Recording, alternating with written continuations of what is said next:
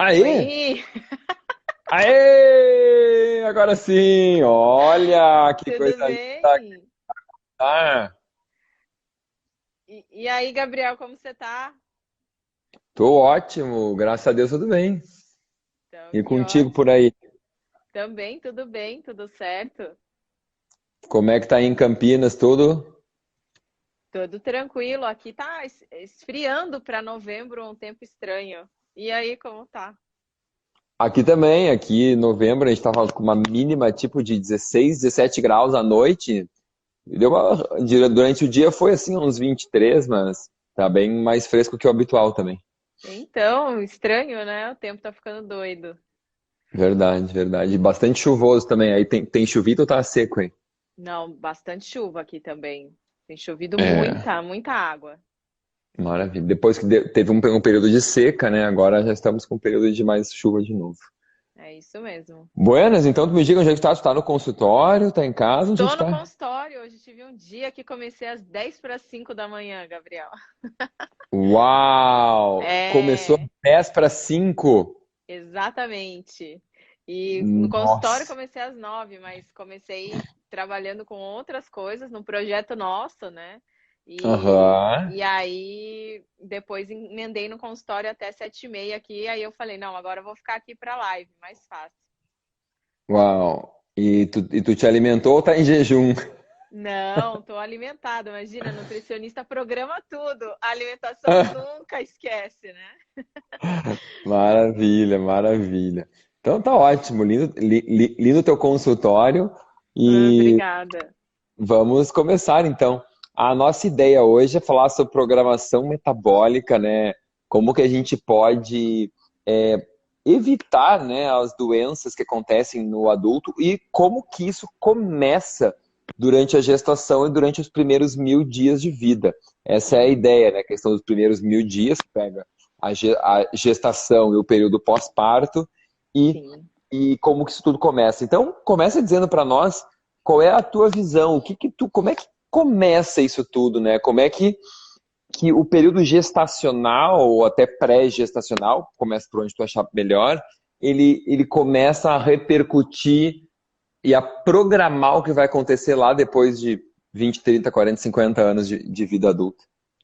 É, na verdade é o que você falou. Antes da gestação já começa. Então, o óvulo ele já tem que ter características importantes aí para você conseguir ter uma concepção de um novo ser saudável, assim como o espermatozoide também. Por exemplo, com relação à ingestão de álcool, a gente vê que se o homem ingere álcool em demasia 2, 3 meses antes, ele já pode afetar o feto, a saúde desse feto depois, por exemplo, em relação a doenças metabólicas.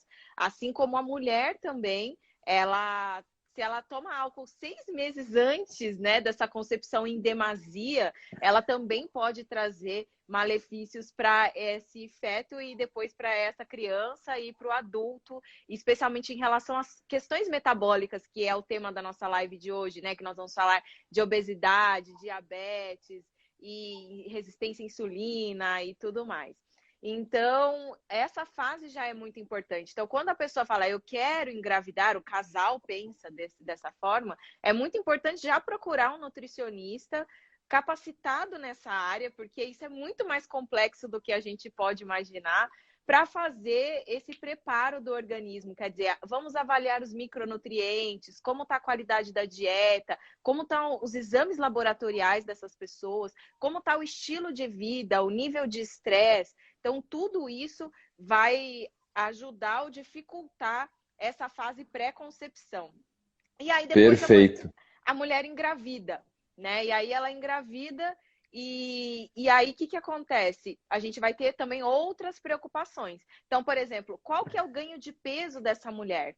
Né? E aí a gente vai pensar que um excesso de ganho de peso pode trazer complicações para essa criança depois. Assim como a falta de ganho de peso na gestação pode trazer complicações, né? Porque imagina, o feto está sendo concebido ali naquele momento. Então, se falta macronutrientes para fazer um tecido, por exemplo, pode ter um pâncreas com menor número de células beta, e isso pode influenciar depois para essa criança ter mais risco para diabetes tipo 2, pode ter uma má formação dessas artérias, vasos, e isso pode tornar essa artéria mais dura, menos complacente, aumentando o risco de pressão arterial na idade adulta.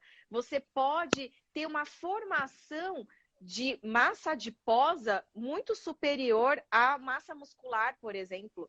Bebês que já nascem com maior adiposidade abdominal.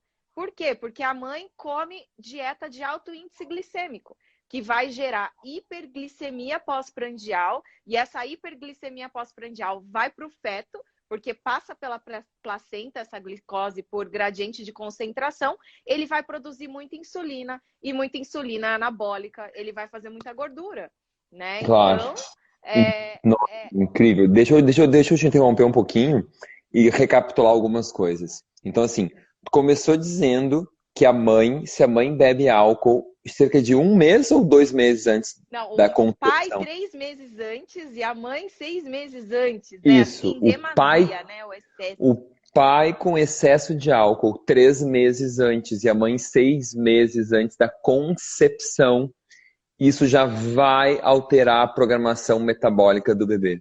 E isso, porque hoje tem muita gente, eu tive pacientes saudáveis, agora nessa época da pandemia, tomando um vinhozinho todos os dias, tipo meia garrafa todos os dias, entendeu? Ou tem um outro paciente que trabalha com cerveja e ele faz cerveja artesanal. O cara toma muito, 2, 3 long necks todos os dias, equivalente, né, que ele faz artesanal. Então tem muita gente que bebe bastante álcool todos os dias, né? Não é que você fica uma semana, 2 sem tomar. E que doenças especificamente que aumentam com essa ingestão de álcool? Tem alguma doença específica? As doenças metabólicas mesmo, obesidade, resistência à insulina. Então, essas estão associadas a esse consumo maior de álcool nessa fase pré-concepção já. E isso afeta a fertilidade também, tá? Então, não é só a questão também do como o bebê vai estar, mas assim, o quão difícil vai ser para esse casal engravidar também. Claro, pode ter um problema que é não engravidar e o outro se engravida, vai dar problema, pode dar muito mais problema. Porque as pessoas acham às vezes que o problema é só quem tem infertilidade, quem tem dificuldade de engravidar, pensa, o que eu posso fazer para engravidar, né? Mas pode não engravidar ou pode engravidar e dar errado. Então, essa programação é muito importante, muito importante. Aí depois tu falou algumas coisas bem interessantes em relação a complacência vascular alterada, já na programação durante a gestação, a alteração da função pancreática, ou menor reserva pancreática, menor número de células beta, era isso que tu estava dizendo? Isso, exatamente. Fatores, o que a mãe pode fazer que causa isso no bebê? Então, por exemplo, esses dois elementos, as artérias e o pâncreas. Um desequilíbrio energético proteico da dieta, por exemplo, quando você tem falta de energia ou proteína, de adequação dessas questões na dieta, então o bebê ele vai ser concebido com o que tem lá, né? Se está faltando proteína para fazer tecido, se está faltando energia para essas células construírem esses tecidos. Então, o bebê ele já é gerado defeituoso, entre aspas, né? Então, isso foi o que Barker viu, por exemplo, na década de 90, que os bebês que foram concebidos na Segunda Guerra Mundial, ou seja, numa situação de déficit energético e calórico da dieta dessas gestantes, aliado a um excesso de estresse da época, gerou, sim, bebês menores, eles nasciam pequenininhos e com vários defeitos, vamos dizer assim, nos órgãos que propiciavam maior risco de diabetes, doença cardiovascular com 40, 50 anos, ou seja, na década de 90 e início dos anos 2000. Então, ele viu que a menor reserva de células beta, quando isso acontece, há uma modificação de toda a arquitetura arterial e dessa estrutura dos vasos mesmo, tornando eles mais rígidos. E isso, com certeza, impacta depois no desenvolvimento de hipertensão arterial, por exemplo, né? Então, o déficit energético calórico e proteico também, ele pode trazer esses problemas. Só que o cenário de hoje é excesso, né, Gabriel?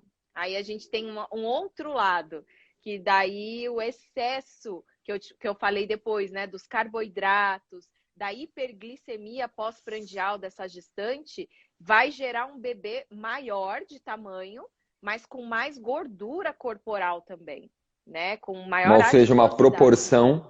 uma proporção alterada gordura para massa não gorda, né? Exatamente. E Exatamente. isso E já é, aí, obviamente, uma programação metabólica alterada também. perfeito. Ele produz menos incretinas, por exemplo, né? Então, isso tudo em estudos experimentais. Obviamente, o que a gente tem em humanos? Estudos de associação mostrando que o ganho de peso excessivo na gestação, ou aquela mulher que entra na gestação com um IMC elevado, ou seja, com obesidade, sobrepeso, ela tem mais risco de desenvolver bebês com essas características, tá? E que eles também já nascem fadados a terem doenças metabólicas se nada acontecer depois desse nascimento. Quer dizer, se ele for reproduzindo esses padrões da casa e dessa gestante, né? Então, também já tem alguns indicativos de que se essa criança não tiver os mesmos hábitos que os pais, ela consegue refazer essa programação metabólica ou reprogramar, então, os seus genes? Seria algo assim? Já existe? Nos primeiros 2 anos, sim, né? Porque ainda há muita plasticidade, ainda há muita forma ainda há muitos órgãos terminando de serem moldados, formados, né? O cérebro ele vai terminar lá com 7 anos, né? O pulmão com 2, 3 anos. Então, ainda há órgãos em formação.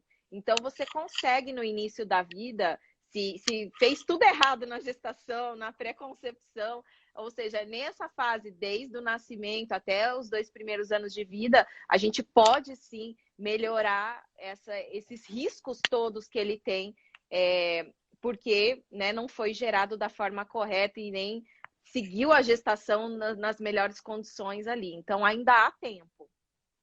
Perfeito. Gente, duas coisas. Vocês sabem como seguir a Renata no Instagram?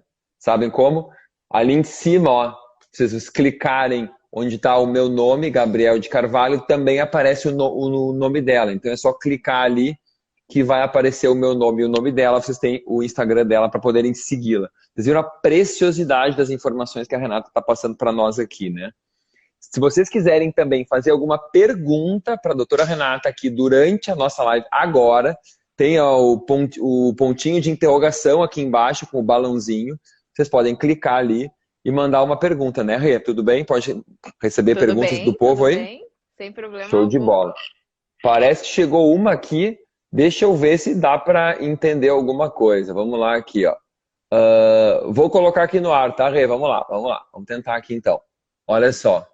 GO prescreve ácido fólico. GO deve ser ginecologista obstetra, né? Isso. Prescreve ácido fólico 5 miligramas por anos para tentantes. Não mede exame, mas afirma que quanto mais, melhor.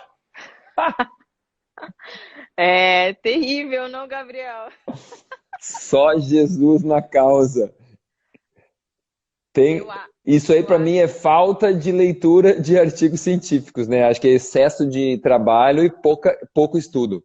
Sim, sim, com certeza. Na verdade, o excesso de ácido fólico até tem tudo a ver com essa nossa conversa. Porque, por exemplo, na Índia, isso foi muito relatado. Existe excesso de ácido fólico lá, porque são vegetarianos na sua maioria, com falta de vitamina B12. Né? E essa combinação, excesso de ácido fólico com falta de vitamina B12, as crianças indianas, então, quando as mães têm isso na gestação, as crianças indianas com 9 e 13 anos, elas têm índice de Roma-IR muito maior, que é um marcador de resistência à insulina, e peso e gordura abdominal também muito maior do que as crianças que não foram concebidas com esse excesso de ácido fólico e falta de vitamina B12. Então, com Nossa. certeza, até para o tema de hoje é terrível. E fora isso, o excesso de ácido fólico, ele traz aquele ácido fólico não metabolizado, né, no sangue. E isso está assim, envolvido com vários mecanismos de metilação aberrante, que pode trazer problemas mesmo, que até hoje a gente não sabe a extensão disso, além dessas desordens metabólicas, mas com certeza o desequilíbrio do metabolismo metil é um dos grandes problemas atualmente em relação à programação metabólica. Perfeito. E tu disse uma coisa bem interessante aqui, porque tu falou da questão dos indianos e tu falou só em alimentação, tu não falou em suplemento de ácido fólico. E tu falou Uhum. em dieta rica em ácido fólico e pobre em B12, gerando problemas. Então, mesmo via dietética, tu acredita que vão haver problemas do excesso de ácido fólico ou pela falta da B12 na conjuntura?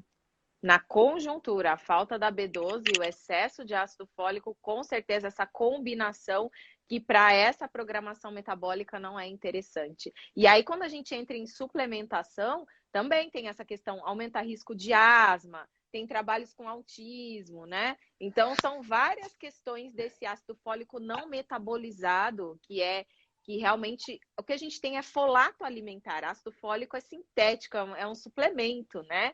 Então, quando você tem excesso de ácido fólico, é realmente um problema. Por isso que é melhor sempre suplementar o metilfolato e o ácido folínico, né? Que são formas que não vão trazer esse ácido fólico não metabolizado e minimiza esses riscos também, tá? E fora isso, dosar B12, dosar, né, outras vitaminas no sangue dessa gestante e equilibrar tudo isso. Perfeito. Gente, então assim, ó, vamos ver se, porque o pessoal deve ter ficado meio apavorado com essa questão do ácido fólico da dieta, ou seja, os folatos da dieta em excesso podendo gerar problema.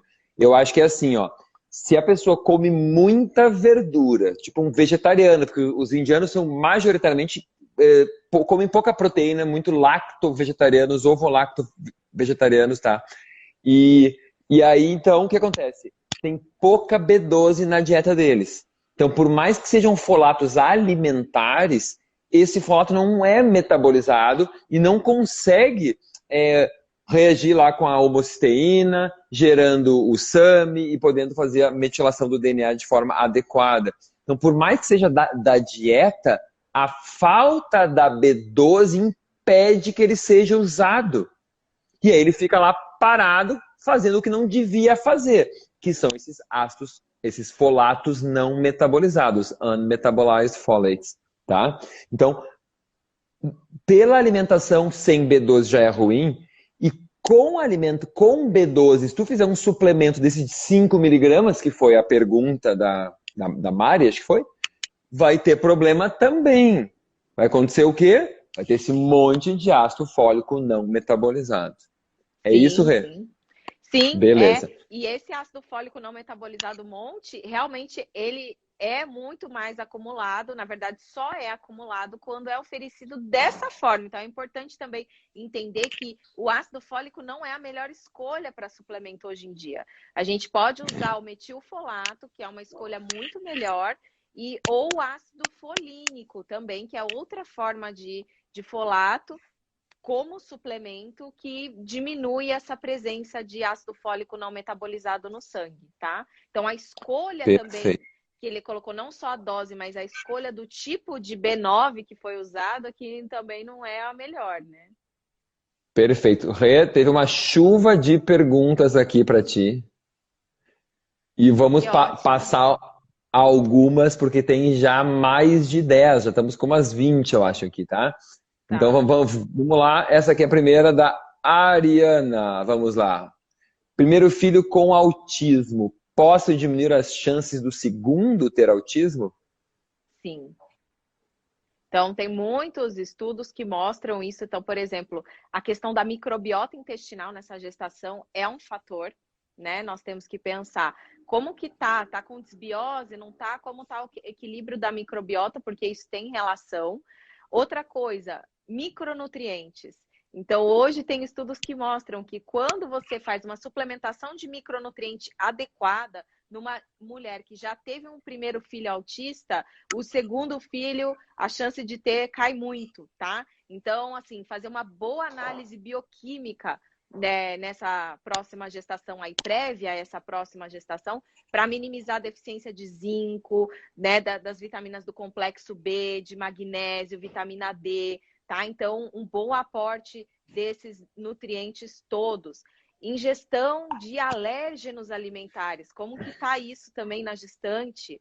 tá? Se ela tem, não tem, quais são suas intolerâncias alimentares. Então, pensar nisso. Pensar como que eu vou desenvolver o cérebro desse feto. Então, iodo, tireoide está funcionando bem? Ferro, como é que está o ferro? Né? Pensar na questão DHA, como que está a ingestão de ômega 3. Pensar na colina, também muito importante para desenvolvimento. Então, tá vendo? É uma análise tão complexa e se eu controlo, se eu analiso tudo isso, dou aporte desses nutrientes na dieta, tiro os alérgenos alimentares, trato esse intestino, com certeza a chance de ter uma próxima gestação com filho com autismo cai muito, tá? Cai muito. Perfeito, perfeito. Gente, então, vejam aí, é muita coisa que pode ser feita, muitos fatores que precisam ser analisados no preparo para a gestação, né? E também durante a gestação e no pós-parto, né? Então, tem muitos aspectos. Vocês estão vendo aí, quem não segue a doutora Renata, vai lá no Instagram dela e já começa a seguir aí, que ela tá dando um show aí para nós. Vamos ver aqui. Vamos lá, tem uma boa aqui também para ti, ó. Vamos botar essa aqui, ó. Pessoas com autoimunidade, artrite reumatoide, como elas devem se preparar para uma gravidez boa e filhos saudáveis? Ah, sim. Então, você sabe que a gestação, Gabriel, ela melhora as doenças autoimunes? Porque você tem, durante a gestação, um aumento de tolerância imunológica, tá? Então, é muito comum, por exemplo, mulheres com diabetes tipo 1, mulheres com artrite reumatoide, quando engravidam, vão ter um controle melhor da doença, menos dor, menos crises hiperglicêmicas. Então, por quê? Toda essa modulação imunológica da gestação, ela é muito legal para quem tem doença autoimune. Você consegue controlar a doença e minimizar a doença. Agora, sim, se a doença está em atividade e ela ainda não engravidou, o que a gente vai pensar? Né? Então, como que eu vou controlar esse processo inflamatório excessivo dela? Então, de novo, como está a microbiota?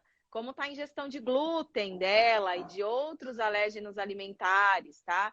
Se isso realmente tem que ser investigado e retirado da dieta, essas substâncias. Como está o aporte de micronutrientes dessa dieta? Se ela tem deficiência de alguma coisa. Então, o pensamento é semelhante àquilo que a gente falou do autismo, né? Mas a gente tem Perfeito. que controlar, sim, o processo inflamatório com ômega 3, com a ingestão de alérgenos e fazer uma dieta mais anti-inflamatória. Vocês estão percebendo que vocês fizeram duas perguntas diferentes, uma sobre autismo e a outra sobre doença autoimune. Não sei se vocês se deram conta, os meus alunos provavelmente sim, que a resposta da Renata foi em relação à matriz da nutrição funcional. Ela não falou, mas quando ela pensa na estrutura do tratamento, ela pensou na matriz. Ela falou do Sim. intestino, ela falou das alergias, ela falou do estresse, ela falou dos nutrientes que estão em falta, ela falou do desequilíbrio hormonal, ela fala de sono, enfim, todos os elementos, falou vários, não falou todos, mas vários dos elementos da matriz. Então, a doença que a pessoa tem ou tinha antes da gestação é menos importante, porque nós temos os nossos genes e a gente faz erros. Eu faço um monte de erros. E a Rê mora comigo, digamos, lá, minha esposa, tanto faz os mesmos erros. Um tem um infarto e o outro tem um câncer. Os erros foram os mesmos. Não é um erro que causa infarto e um erro que causa câncer. É a tua predisposição genética. Então, Uhum. entender é corrigir os erros. Se numa mãe desenvolver um filho com autismo e a outra artrite reumatoide, é porque a genética é diferente. Uhum. Os erros, se a gente tem que voltar lá na base da matriz, é a mesma coisa. Tô certo, Rê? O que tu acha? Não, perfeito, é isso mesmo, porque a gente vai. Quem tem essa base da nutrição funcional, a gente sempre cai nesse raciocínio, quer dizer, individualizar. Então, vamos pedir exames, tanto de DNA, de polimorfismos, como exames bioquímicos. Vamos avaliar essa pessoa que está na sua frente, como é o comportamento dela. Ela tem esse comportamento mais ansioso, nervoso, agitado, né? Então, assim, a gente observa tudo o tempo todo e tudo isso é informação, é riqueza para tratar aquele ser humano que está na sua frente, né? Então, não é assim protocolo, não tem protocolo. Né? A gente tem uma pessoa, um ser humano que está na nossa frente, com uma demanda, com problemas, como qualquer outro, e a gente, com esse olhar humanizado e também com essa visão da nutrição funcional, a gente consegue ajudar essas pessoas, né? Porque a gente vai na base do problema, na causa do problema, que pode ser emocional, por exemplo, essa artrite reumatoide pode ter um gatilho emocional muito sério. Né? Então, tudo, a gente está aqui disposto a entender esse caso e a priorizar também o que é mais importante naquele momento para ter êxito na resposta daquele paciente. Perfeito. Vamos abrir uma outra pergunta aqui, então, que tem mais 10 agora que já entrou. Vamos tentar ver aqui. Ó. Isso aqui é uma gestante, olha só. Gostaria de uma explicação. Ferritina 438, hemoglobina 12,7, ferro sérico 147, transferrina 213 e muito sono e cansaço na gestante. E aí, preocupante? Nossa, ferritina bem alta, hein, para uma gestante. Eu nunca vi uma gestante minha com essa ferritina. Será que não tem hemocromatose? Tá bem pois alta. Também acho que estou pensando que sim. Com certeza. E aí esse cansaço vem desse processo inflamatório que essa ferritina alta causa muitas vezes, né? Porque a hemoglobina dela tá ótima para gestação. Com a hemodiluição, você tem uma hemoglobina de 12,7, né?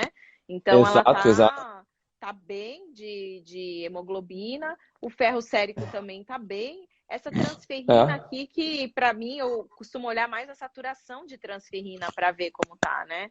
Exatamente. Essa questão do transporte de ferro. Mas pelos dados que deu aí, para mim, me sugere que é uma mulher que tem hemocromatose.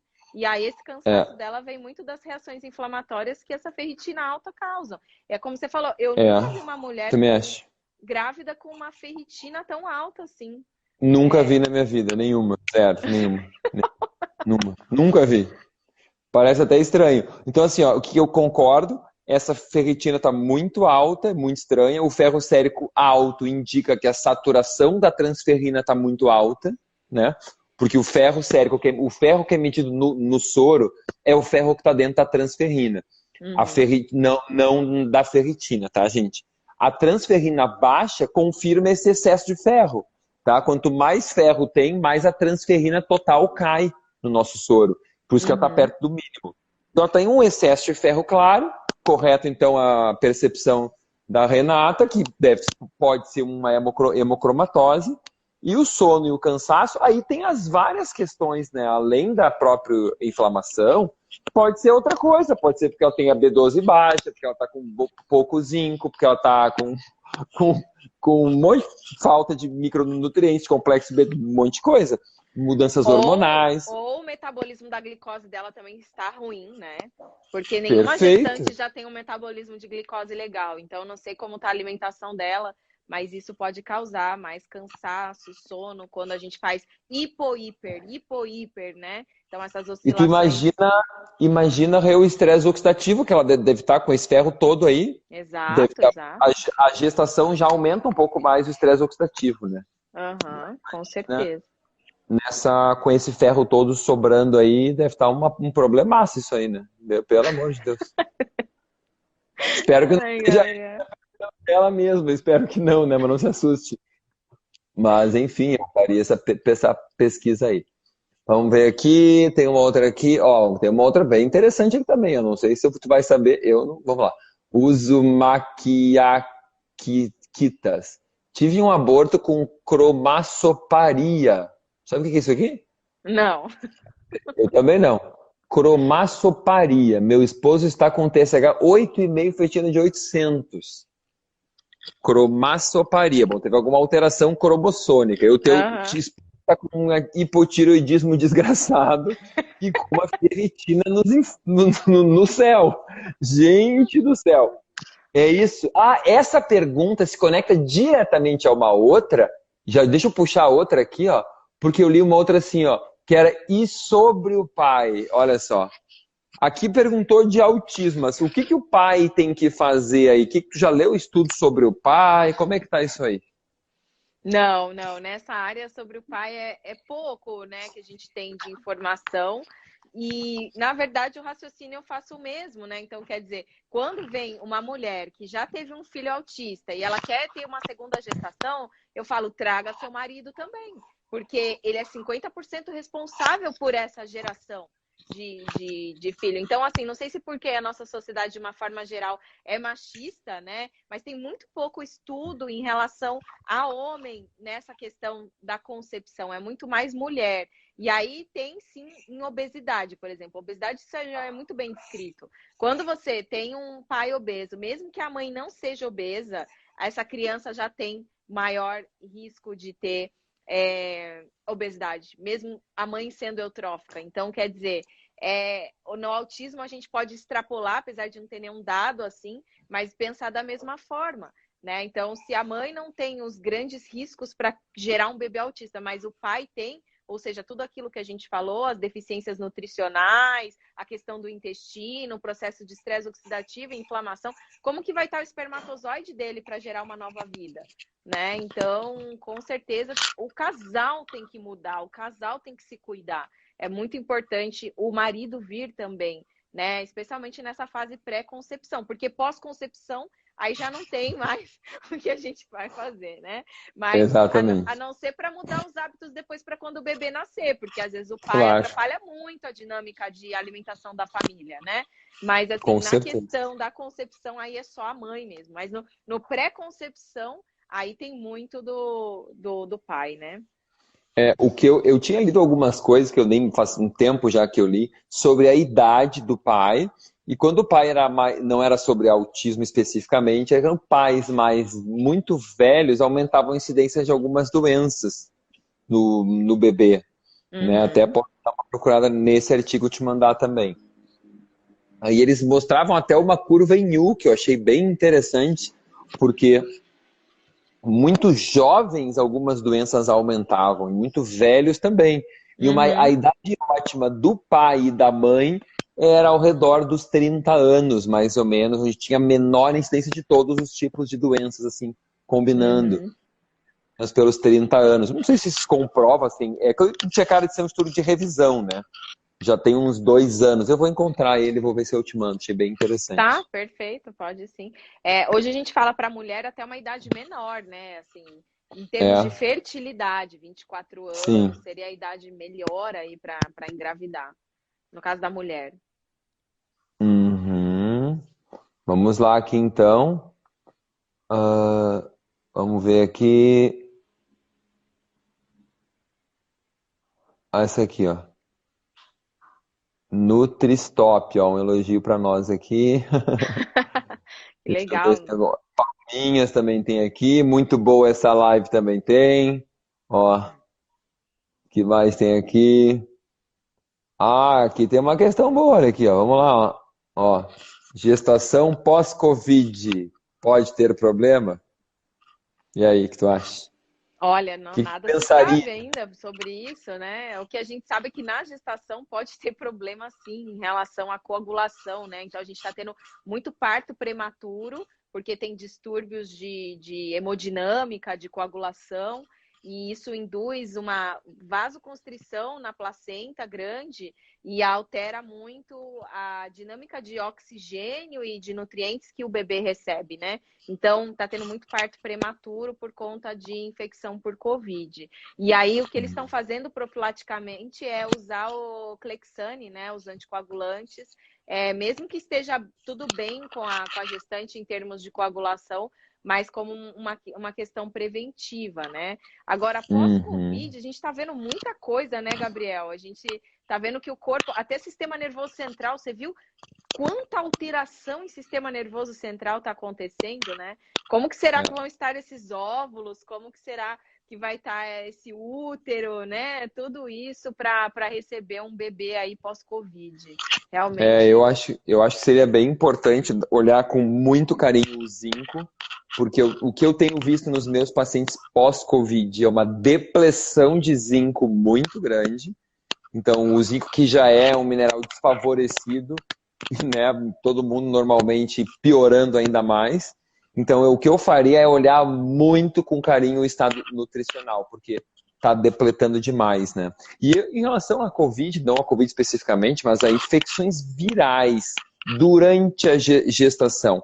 Eu já li algumas coisas de aumento de esquizofrenia, de aumento de problemas com o bebê, nervosos, né? Com outras infecções virais, como o próprio gripes, né? O que tu sabe, o que tu já estudou de infecções virais durante a gestação e repercussões no bebê?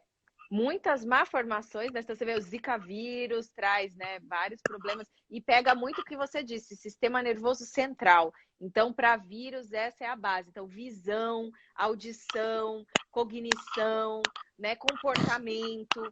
Então, eu falo, infecção viral, se a gestante já teve tudo pré-gestação, é melhor, porque isso vai nos deixar mais tranquilo durante a gestação. Me preocupa muito infecção viral na gestação, muito mais do que bacteriana, né? Então, infecção Seguro. viral sempre é um problema e é o que você falou, sistema nervoso central que pega. Então, desde cognição até sentidos, todos os sentidos podem ser afetados e depois comportamento, né? Muita alteração de comportamento também.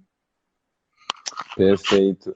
Eu fico preocupado até com as minhas pacientes que têm herpes, para que elas não tenham crises de herpes, porque, cara, esse vírus é uma complicação, é uma coisa que está sempre em risco de incomodar. E aí eu procuro sempre melhorar o microbioma dessas mães, super importante, né? Trabalhar muito o intestino prebiótico, eu adoro prebiótico em dose alta, eu uso bastante nelas, né, para poder melhorar esse microbioma com as bactérias nativas delas, então assim, preventivamente mesmo, e ao menor sinal de uma infecção viral, tentar agir de forma enérgica mesmo, né? Até uma gripe, uma infecção respiratória, que comece com uma dorzinha de garganta, alguma coisa, a gente tem que ter uma ação enérgica, aumentar a vitamina C. Às vezes eu até uso um própolis direto na garganta, uso local para não precisar usar uma dose tão alta, né? Então, uso local para ter uma ação direta, assim, para não deixar isso evoluir, porque eu fico bastante preocupado. Pastilha de zinco, né, Gabriel? Pastilha de zinco nessa região de mucosa também é muito bom a gente usar. Boa.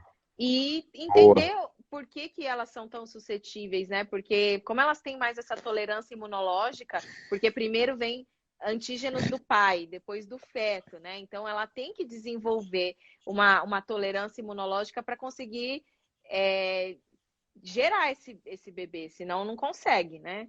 E aí ela fica mais suscetível à infecção, porque a resposta TH1 dela cai muito.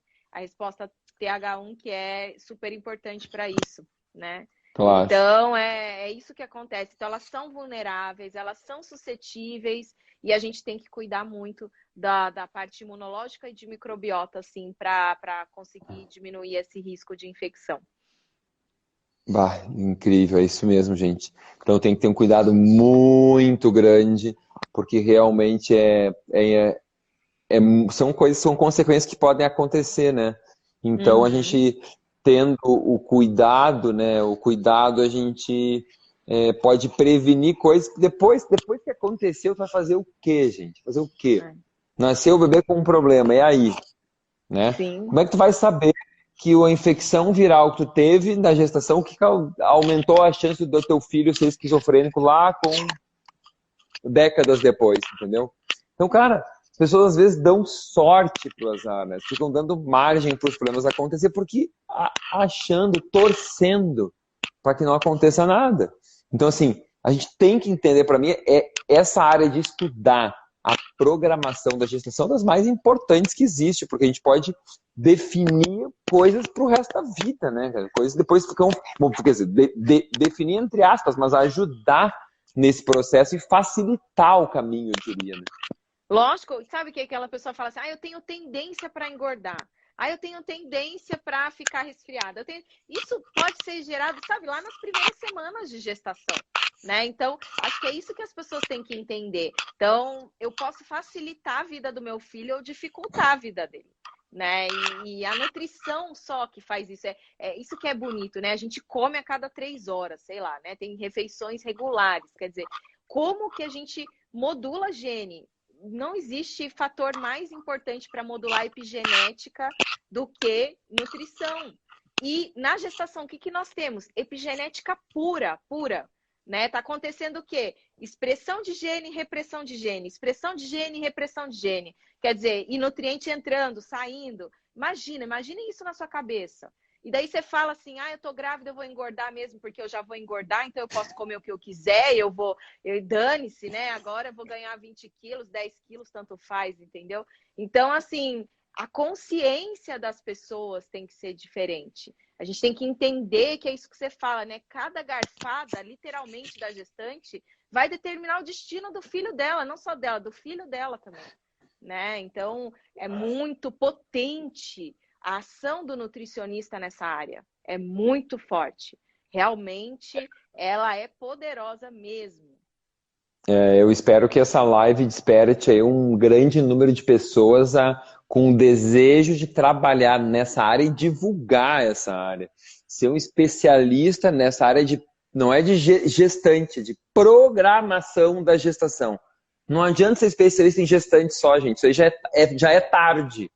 A gente tem que passar para a comunidade, para as pessoas, o conceito de que elas têm que programar a gestação. Pelo menos 6 meses antes. Quando tu pega uma mãe lá, por exemplo, cheia de mercúrio, e aí? A paciente veio hoje, quer engravidar daqui a 6 meses. Aí ela leva 1 mês para voltar com os exames. Só faltam 5. Aí tu pega, deu um mercúrio lá em cima. Deu um alumínio, um arsênico. Lá em Porto Alegre tem dado muita gente com arsênico alto. Ou com metais tóxicos em geral. Cara, e aí? Quem garante que em 5 meses tu consegue tirar isso? E aí? Aí o que acontece? Aí tu criou uma data na cabeça, porque tu botou na cabeça, e quem é que tira? Tem que desembesta a pessoa, desembestou. Né? Fica aquela... tem que ser agora, porque eu tô com 33 anos, então é a data que eu quis engravidar, e aí depois vai nascer no verão, no inverno, sei lá o quê, que é melhor, e começa com essas coisas, né? Cara, a pessoa tem que pensar que é a única chance que ela tem de dar saúde para o seu filho. De uma forma definitiva, de programar o bebê para ser saudável, ou programar para ser doente. Tu escolhe. É programar o teu filho para ter uma vida fácil ou ter uma vida difícil. É só isso. Exato. Vai ficar tomando remédio, doente, sofrendo. Os adultos e escuta, né, Gabriel, sempre isso. Eu tenho muita facilidade de ter isso. Eu tenho muita facilidade de ter doenças alérgicas, de ter diabetes, de ter ganhar peso, de não sei o quê. Mas quer dizer, começou lá. Começou desde o momento que aquele casal falou, vamos ter filho. E aí, qual que é a responsabilidade disso? Né? Qual a importância disso? O que a gente vai trazer para o futuro do mundo? Né? Então, assim, é um pensamento que acho que as pessoas têm que despertar. Para mim, é um despertar. E começa com os nutricionistas também, porque muitos deles não têm a consciência do papel do profissional nutricionista nessa fase. Então, acho que é importante a gente ressaltar isso aqui, né? Que a gente tem muita força nas mãos.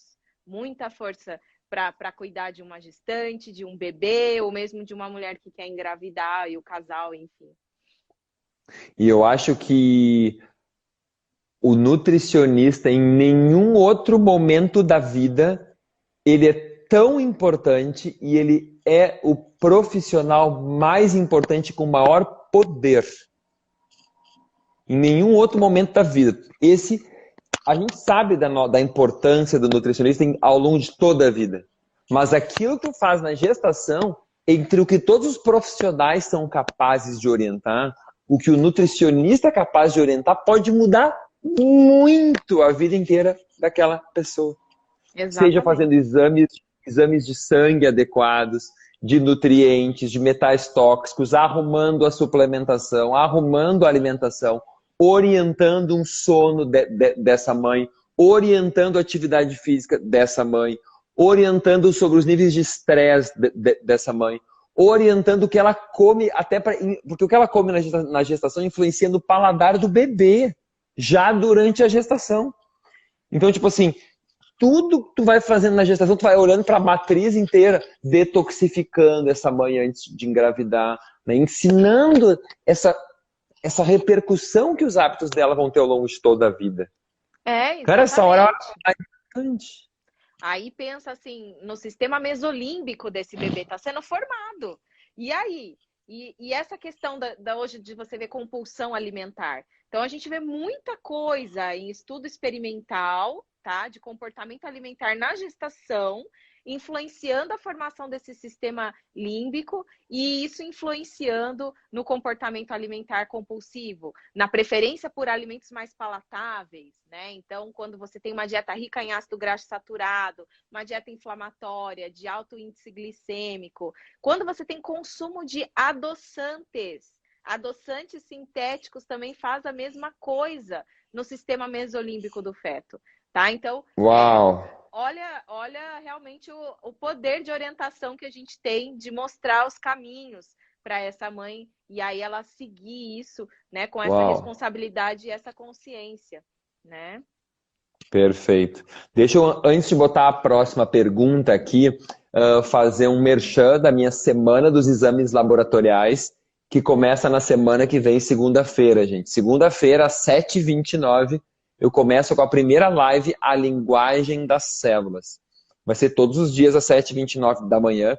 E eu vou fazer uma coisa que eu nunca fiz, Rê, nessa semana inteira, dessa segunda até a outra. Eu vou analisar na live da manhã estudos de caso que os alunos vão me enviar. Ai, que legal! Show de Eles vão bola! mandar previamente, a gente vai selecionar estudos de caso mais simples, né? Alguns exames e alguns sintomas. Eu quero pelo menos 2 a cada live. Eu não sei que se der mais, a gente faz mais também. Então, eu vou analisar ao vivo. A gente vai ver quem tem dados bons para serem analisados, estudos de caso, tá?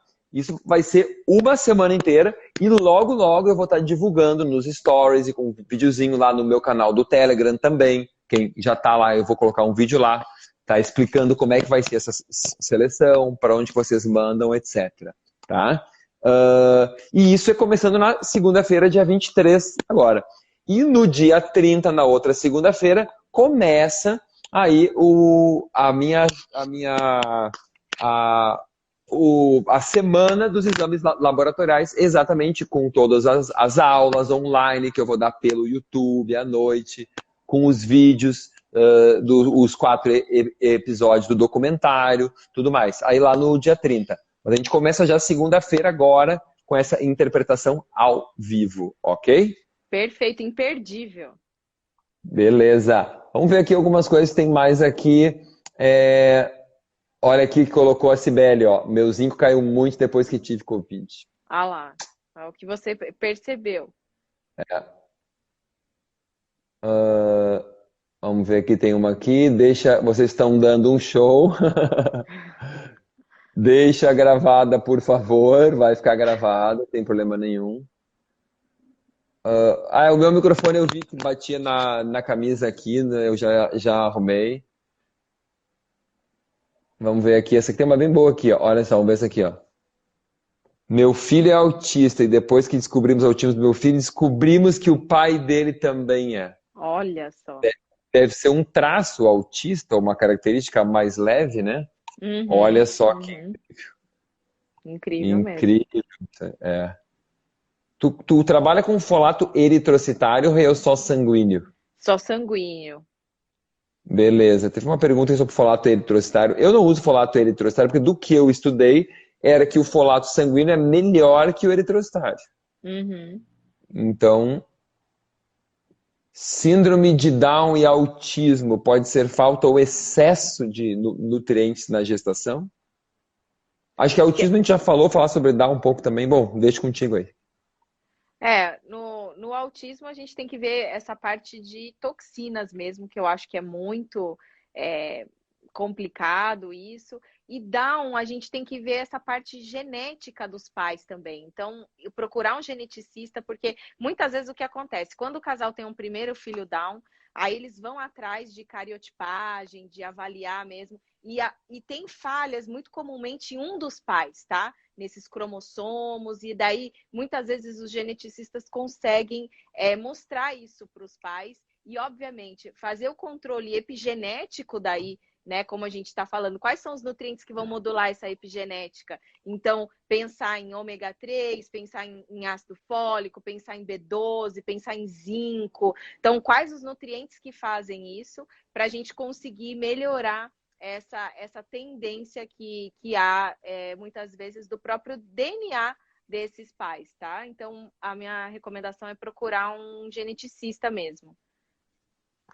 Perfeito, ótimo, ótimo. Que mais que eu tenho aqui? Ará. Vamos ver aqui. Que às vezes o pessoal põe uma pergunta muito longa. Aqui, ó, vamos lá, ó. Olha só, nossa, você disse tudo. Tive acompanhamento e meu bebê nasceu com síndrome de Down. Teve um Uhum, acompanhamento, imagino, de um médico convencional, inadequado, achando que estava fazendo um acompanhamento, né? Correto. uhum. Sim, sim. Deve ser isso. Esse conhecimento a gente tem que ser levado adiante, por isso que a gente está aqui hoje, passando isso para vocês. Olha aqui, ó. Ó, Renata, coisa boa. Que bom, obrigada. Coisa boa, né? A ideia aqui, gente, é que vocês conheçam o trabalho da Renata, possam seguir ela no Insta, ver as informações que ela tem para passar, porque isso são informações preciosas e a ideia aqui são salvar vidas. E a Renata é uma das minhas grandes amigas, né, Rê? Como a Ju, como a Débora, Rosana, enfim, e é uma pessoa que está imbuída no bem e que a gente. Incrível, eu e a Renata temos uma conexão grande também, porque ela também dá aula de exames laboratoriais que nem eu, dá aula de gestação que nem eu, a gente tem uma visão dos pacientes muito semelhante também, né? Ela começou na nutrição funcional sendo minha aluna lá no curso de pós-graduação da VP em Campinas. Antes da Depois, pós, você foi dar um antes, curso de extensão em Campinas a e eu sério? fui. Aham. Você foi fazer um curso antes daquela pós e aí eu me encantei com a sua aula e foi inclusive o que me fez não deixar a nutrição, porque eu ia largar a nutrição. Eu estava Uau, não tão, acredito. tão desiludida do curso, né? E eu falei, eu acho que eu não quero isso, eu vou seguir ou a área do meu pai, porque ele trabalhava, né, nessa área comercial. Eu falei, ou eu vou ser médica, né? E aí, quando eu vi seu curso, isso foi em 2003. Eu peguei e falei, Nossa. não, não, isso que eu quero fazer nutrição funcional. E aí terminei o curso de nutrição e já engatei na pós de nutrição funcional. Ah, tu era ali, tu era estudante ainda. Era estudante nesse curso de extensão e eu queria largar a nutrição, eu queria fazer outra coisa. Foi você que fez Uau. com que eu não largasse a nutrição. Nossa, eu não sabia disso.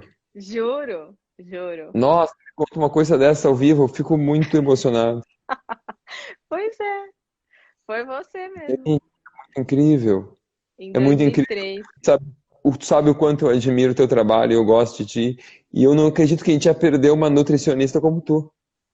Então, eu estava prestes a desistir do curso e foi assim, a Beth Pellegrini, né, que é uma nutri também aqui da região, ela foi lá na minha sala, na PUC, falar sobre o curso, falar, olha, o Gabriel vem, ele fez um curso nos Estados Unidos, ele vai trazer uma área nova para vocês, uma linha nova de pensamento na nutrição, não sei o quê. Falei, eu vou, né, como última chance, aí vamos ver o que dá. E fui, e realmente, Uau. daquele dia em diante, minha mãe até falava, hoje você teve aula com o Gabriel? Porque eu chegava das suas aulas, eu tinha revolução na minha casa. Aí meus pais tinham que fazer programa detox, isso e aquilo. E então, assim, foi transformadora a sua presença na minha vida. E realmente o que me sustentou naquela época para seguir adiante e finalizar o curso. Então, eu sou muito grata a você. Acho que por isso que eu te admiro tanto e eu tenho tanta conexão com você também, né?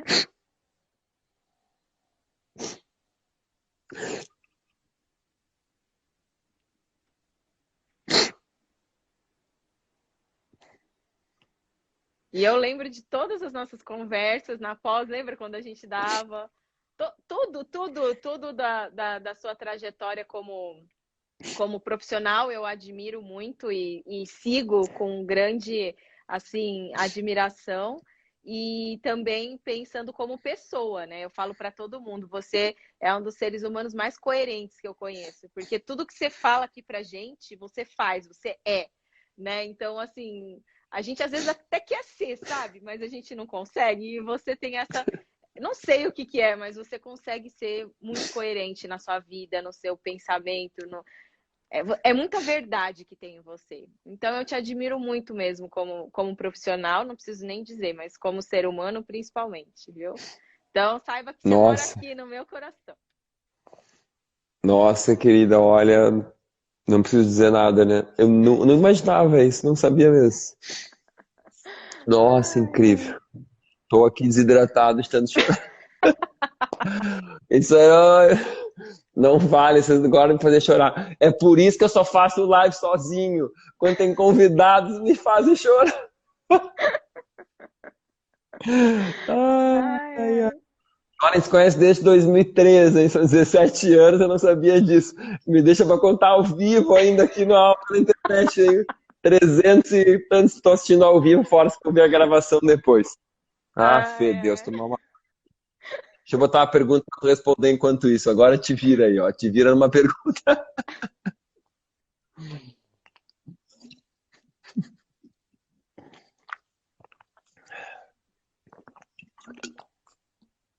Olha, aqui realmente a idade é o principal risco aí, né? Que tem. E diabética tipo 1, como a gente falou, a autoimunidade vai melhorar nessa fase. E se você tiver o controle glicêmico ok, a gestação tende a ser ok. O risco do diabetes tipo 1 na gestação é realmente um descontrole glicêmico, principalmente no segundo trimestre, que é quando a mulher se torna intolerante à glicose e resistente à insulina. E como já tem um diabetes pré-existente, a gente tem que tomar muito cuidado com isso, tá? Então, esse é o grande problema aí em ter relação a risco. E a idade, obviamente, porque daí já aumenta o risco de pré-eclâmpsia, de várias outras complicações, né? Então, a gente tem que cuidar muito bem do seu aporte nutricional, cuidar muito bem do seu microbiota intestinal, como está seu microbioma, né, vaginal, intestinal, e fazer esse acompanhamento de ganho de peso também bem certinho, porque nessa fase de vida de 40 anos não dá para ter excesso de ganho de peso não, também na gestação.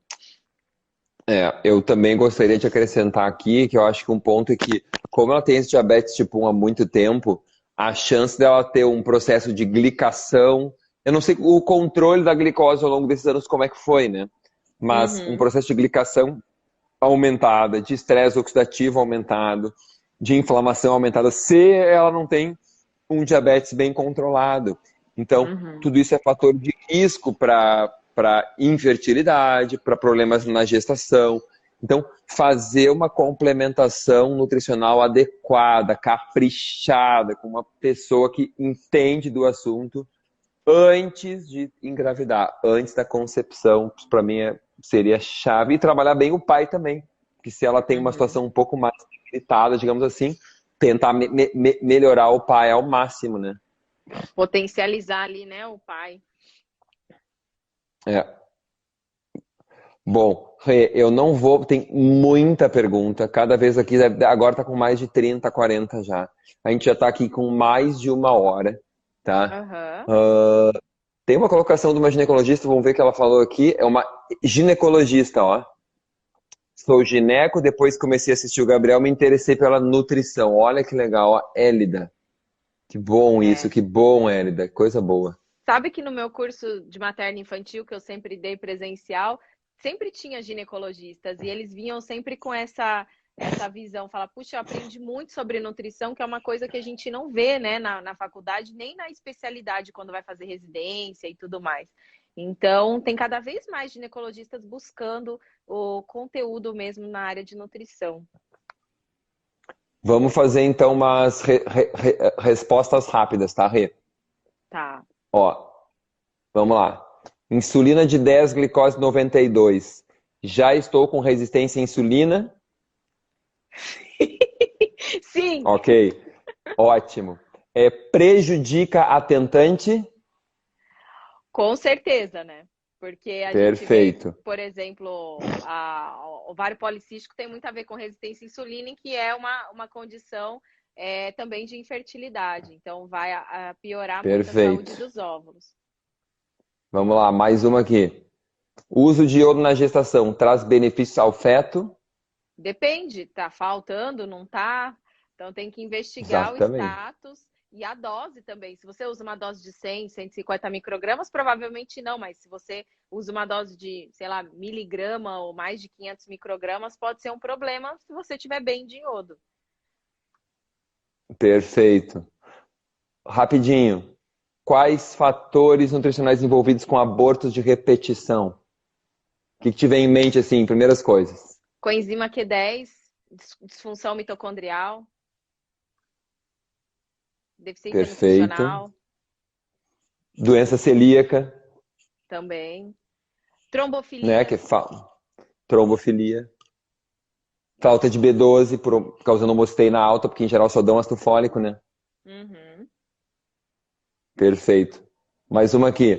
Como melhorar o antimileriano através da alimentação? Mulher com reserva ovariana baixa. Tem como melhorar essa reserva ovariana? O estresse oxidativo, trabalhar com uma dieta, né, para estresse oxidativo, anti-inflamatória e usar essa questão dos nutrientes também, deficiência de nutriente. Então, pensando, hoje fala muito de microbiota também vaginal, tal. Então, como tá essa questão da microbiota intestinal e isso interfere na vaginal e isso pode também alterar toda essa questão de fertilidade. E aí o antimuleriano sendo um marcador disso, né? Então, acho que cuidar de todos esses aspectos. Perfeito. Tratamento da depressão na gestação ou ainda rapidinho, depressão pós-parto. Uhum. Na gestação, a gente sabe que o DH ajuda muito, né? Então, essa reposição tem que ser feita. Tem estudos com probiótico também mostrando melhora de humor dessa gestante, né? E aí pensar por que ela está com depressão. Então, será que porque está produzindo menos serotonina? Mas seria por quê? Quais são os cofatores? Magnésio, B6, né? Zinco, B12, o complexo B de uma forma geral. Então, será que não está faltando? Daí dá tudo para o feto e a mãe fica sem, né? Então, pensar em deficiências nutricionais também, tá? Perfeito. Querida, muito obrigado. Já tá tarde, tu acordou às 5 da manhã, vai para casa, vai descansar, que já tá super tarde. Muito obrigado por ter estado comigo aqui hoje. Eu que Vamos fazer agradeço. novas lives, com certeza, né? Com certeza, vamos. Estou sempre disponível aí para ajudar, né, o meu público, o seu público. É muito legal esse intercâmbio. Aprendo muito com você em cada live. O jeito de você pensar é único, né? Eu falo que é fora da caixa. Então, traz raciocínios, traz pensamentos, reflexões que são muito importantes também. Então, eu só tenho a ganhar com essa participação aqui. Agradeço de coração o convite hoje. O público aqui te amou, mandou muita pergunta. Tenho certeza que tem muita gente te seguindo agora. E vamos fazer mais lives sobre esse assunto, com certeza, com a Renata. Tá bom? Um Perfeito. beijão, querida. Bom descanso para ti. Beijo, E boa uma boa noite, noite. bom Até descanso. mais. Boa Até, tchau, sexta-feira. tchau. Tchau.